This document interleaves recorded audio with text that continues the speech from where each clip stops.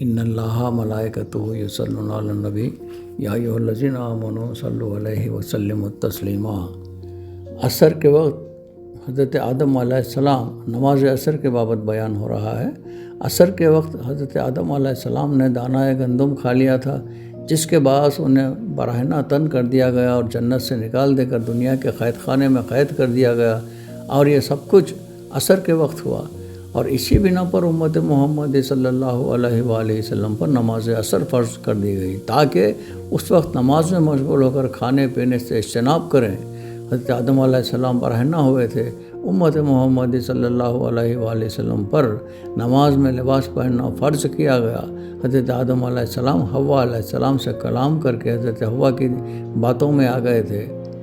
سبحان اللہ۔ اس امت پر عصر کی نماز مقرر کر کے اس وقت کسی سے بھی بات چیت سے منع فرما دیا گیا۔ حق تعالیٰ کی طرف سے بندوں پر ان کے کاموں اور باتوں کی نگرانی و نگہبانی کے لیے فرشتے مقرر فرما دیے گئے۔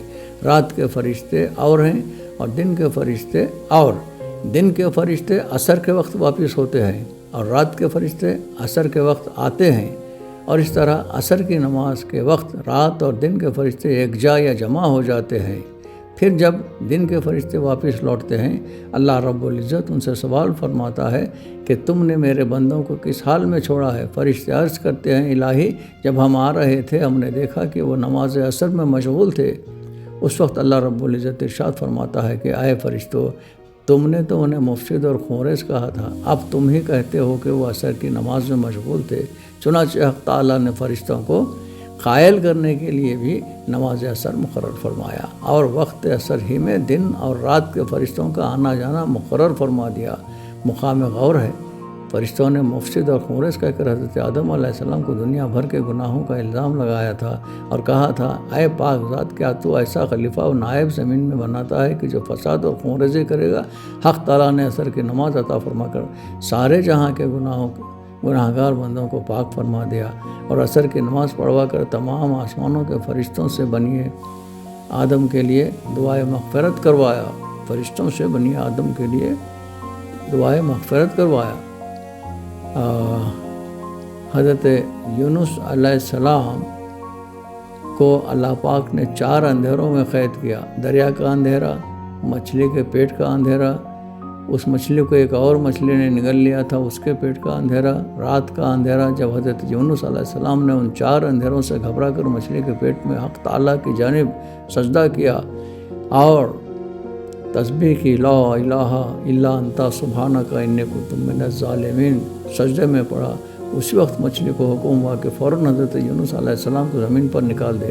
حکم الہی کے سنتے ہی مچھلی نے آپ کو دریا کے کنارے بوقت عصر نکالا۔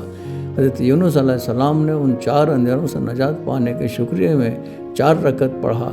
اللہ پاک کو یہ نماز پسند آ گئی، اور وہ 4 رکعتیں اپنے حبیب پاک نبی کریم صلی اللہ علیہ وآلہ وسلم کی امت پر فرض فرما دیا۔ اور جس طرح حضرت یونس علیہ السلام نے 4 اندھیروں سے نجات پائی، اسی طرح نماز عصر کے پڑھنے والے بری موت، برے خاتمے، قبر کے اندھیرے اور پل صراط کے اندھیرے سے اور قیامت کے اندھیرے سے نجات پا جائیں گے۔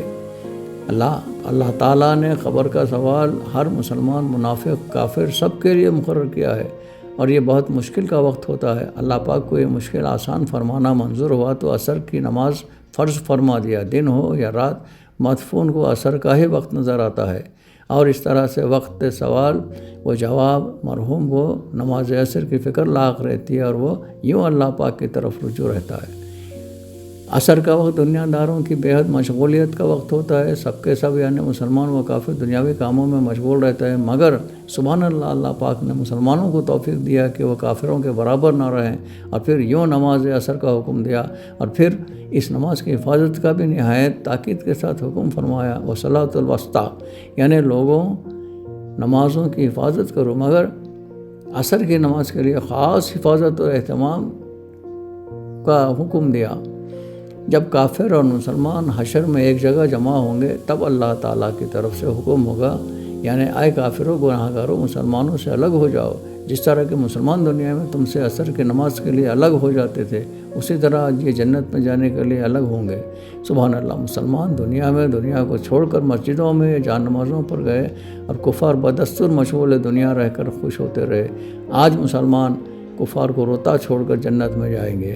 بس عصر کی نماز میں یہ راز اور حکمت موجود ہے۔ ان اللہ ملائکتہ یصلون علی النبی یا ایھا الذین آمنوا صلوا علیہ وسلموا تسلیما۔ مرزا چشتی صابری نظامی۔